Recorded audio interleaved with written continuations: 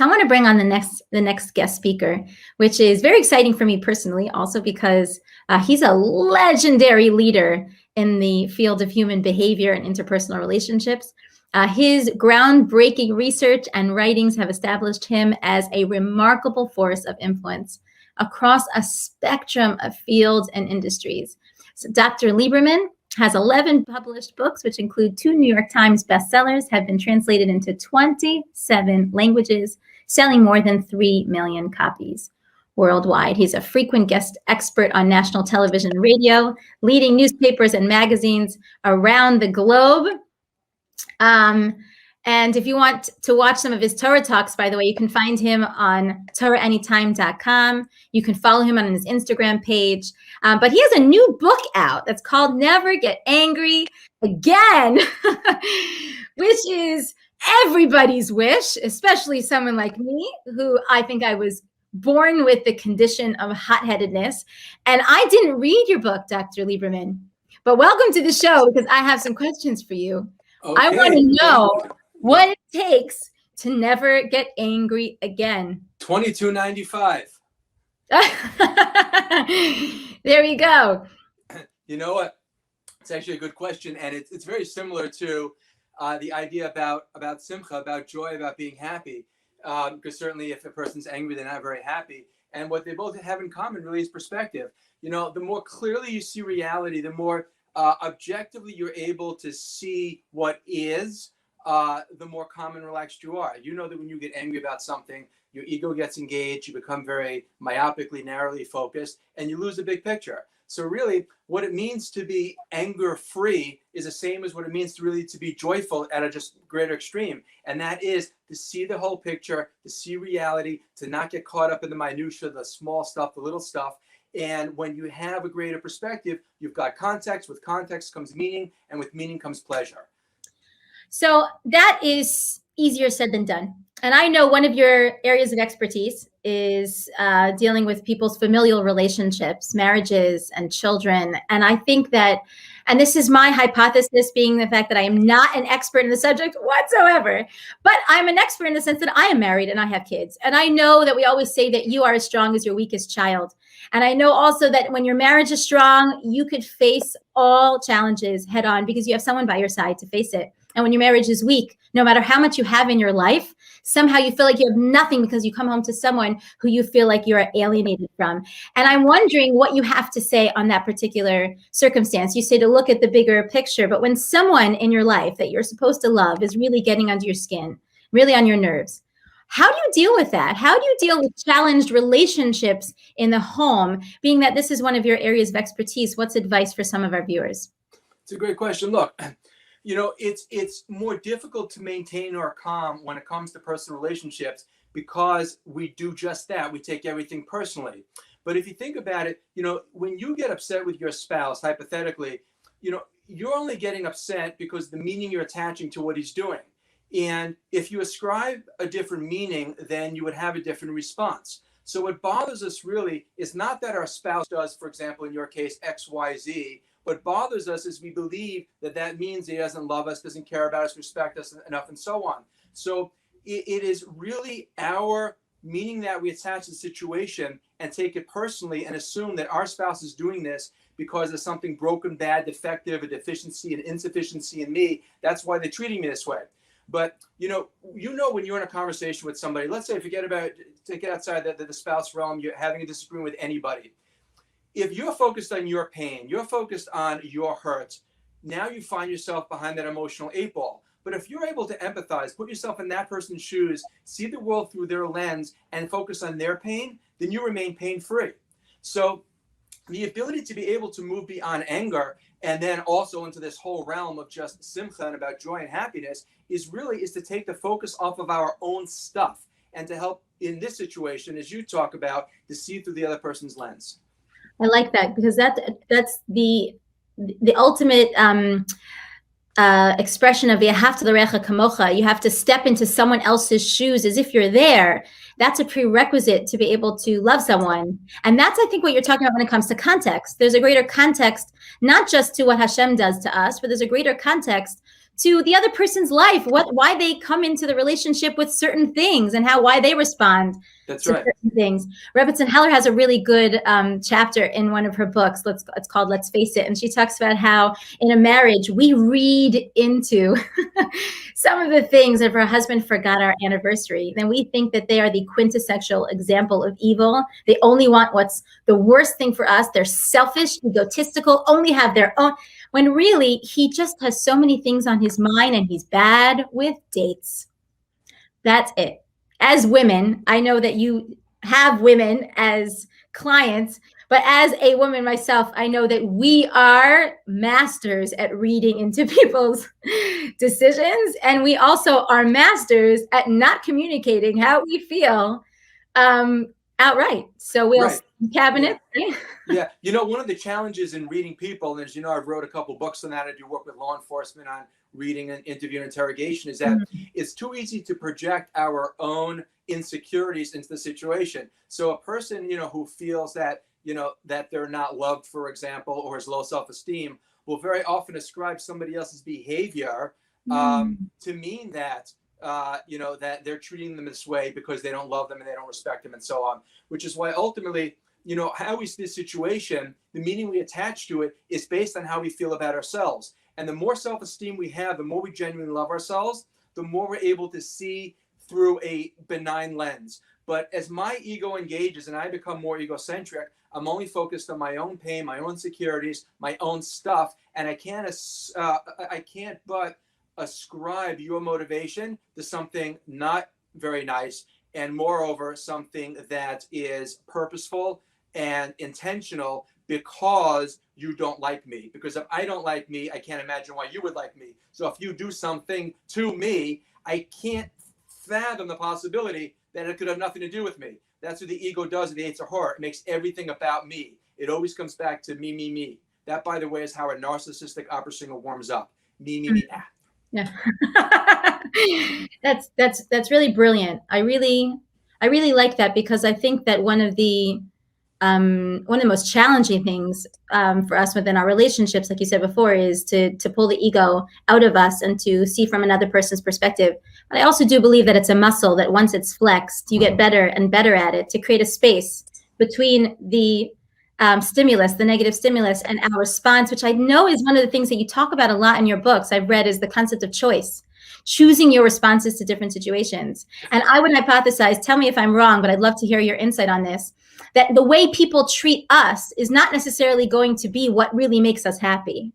It's the way we rise to the occasion, make good choices, and the way we treat others, where we'll be able to look at ourselves in the mirror. And I think it's connecting to what you said before, which is self-esteem. Yeah. But that's where we're going to get happiness from our relationships, how we treat others.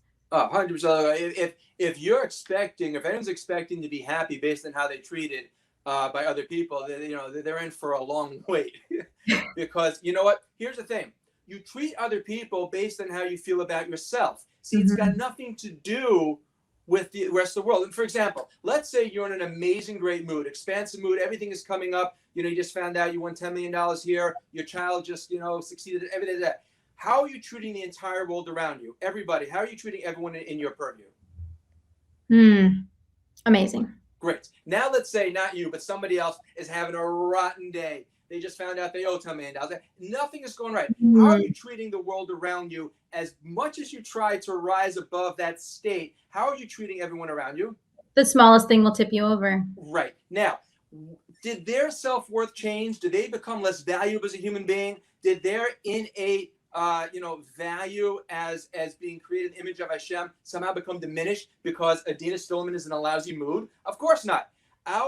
We treat other, if people walk away with nothing other than this, it is highly valuable to recognize we treat other people based on how we feel about ourselves. How someone treats you is a reflection of their character, is a window of their self-worth and emotional health. It says nothing about you, but speaks volumes of them.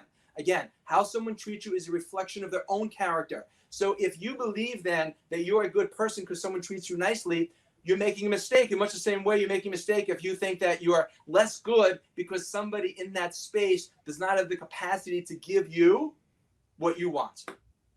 That is so brilliant, because last episode you got to say that again. I'm not sure my wife heard, but go ahead. Last episode, we talked about what it means to walk around and feel wealthy, that it's within our hands. Ezehu Ashir HaSameach B'chalko. Someone who really makes it a regular practice of their day to take note of all of the things that they have in their life, to be able to notice the beautiful weather. I live in Miami Beach, and I know half the world is snowing right now. That is something to feel wealthy about. To be able to notice the things in their life. So what you're saying, which is so amazing, is that if someone practices that they feel wealthy, because the example that you just gave is if someone just won $1 million, nothing can tip them over because they just won $1 million.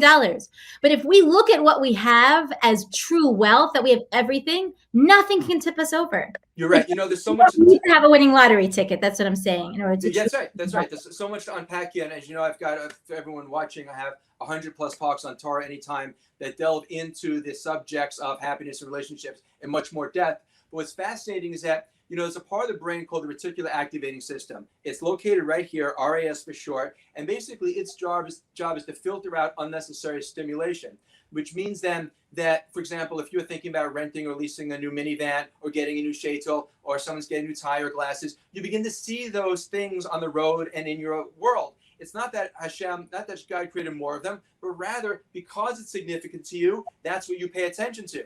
So if you make a decision simply to focus on the good in other people, in yourself, in the world around you, what's going to happen is the brain will literally reconfigure itself, wire itself to be able to see the good, appreciate the good, acknowledge the good. It's not about looking through rose-colored glasses. It's actually living in an entirely different world. And if there's one magic bullet for being more besimcha, being more happy, it is focusing on the good. Because here's the thing. We all know the saying, sometimes people don't appreciate what they've got till they've lost it. But if you have it and you don't focus on it, then you can't get any appreciation from it. The appreciation we get from something, whether it's a thing, a person, an attitude, something in our world, is only because our focus is on it. Put your focus on all the good, and you will live in a different quality world. Beautiful. That is so beautiful, because I think that when it comes to our familial relationships, we really we have expectations for them, and we focus on our control. If they would just listen to me more. Yeah. Everything's about control, and you're saying you have control over your happiest relationships. Just focus on what it is that they are doing well, and that's the best type of control that you can have, and not focus on the other things. I mean, not that I'm talking from personal experience. No, friend of yours. Perfect. This is all for all our viewers, of course. Yeah, no. Of course. We're beyond that. But look, we don't control other people. You don't. We certainly, the only thing we have control over are the quality of our choices and our responses. And to talk about other people, I encourage everyone in their personal relationships, dial down your expectations to zero. And when people first hear that, they think, how can I have zero expectations? My wife will make this, or my husband will do this, or my kid will do this. It's not about eliminating wants or desires or interests or preferences. What it means is that when a person says that I expect you to do X, Y, Z, and you don't, then I can't help but find myself angry and frustrated. Expectation and entitlement is a function of the ego, the Yetzer Hara. You can have interest, again, you can have wants, you have desires, but as soon as you say, I expect you to do this, that means I'm setting myself up for frustration. So why not live in a world where whatever comes is great? And once again, it's not about rose-colored glasses, about a panacea, or about ignoring reality. To the contrary, it's about living fully steeped in reality, acknowledging all of the good. And when you see all of the good, you have a wider perspective. You'll be able to put the other stuff into proper context. There's so many ideas that I feel like I could talk to you for 3 hours, because these are. What kind of insurance do you have? the profundity of some of these ideas, I mean, it's enormous. That's why I think they should go on Torah Anytime to listen to some of their talks. I know that I will. But I do think that if what I took away from this is, often I'll just be personal because I'm not getting any charge for this, so I can ask you advice about anything. But I find that I am being diminished in my relationships when I am forced to accept other things. This is how I want you to be. You are not that way, and therefore I feel smaller because you are not fitting in. But really, what happens to us when we are willing to accept other people by focusing on the good, then we're willing to accept the bad because we're not looking at it. we're accepting them, we're releasing control. What we do is we're not diminished, we're expanded because of it. I'm expanding myself to include my kid who got a piercing in a place that I wish they didn't get a piercing. I'm expanding myself to include my husband who struggles every 15 days getting out of bed. I'm expanding myself to include my daughter who refuses to go to school. I'm expanding myself beyond what I was before in order to include people who are different from me, who won't rise to my expectations. And therefore I have to just expand and include them for who they are now. And I think that if we want to focus on our happiness, instead of focusing on strategies or behaviors or whatever it might be, to be able to, I love you said context, just expand the brain and realize it's a much bigger picture when it comes to these relationships. And it very well may be that these are the people that we are going to think so much at the end of our lives when we realize how huge we have become because of that expansion. You just said something so magical there, and that's that, we all have a tikkun, a rectification, a fixing why we're in this world. And your children, your husband, all of them are here for your good and for your growth, tailor-made, custom-made in order for you to grow. So rather than just accept who they are and expand yourself, celebrate it. Because if you genuinely appreciate and acknowledge the full them, all of them, and see the good and see the beauty, you'll have a different quality relationship. And the more accepting we are of other people, the more accepting we're going to be of ourselves. Amazing.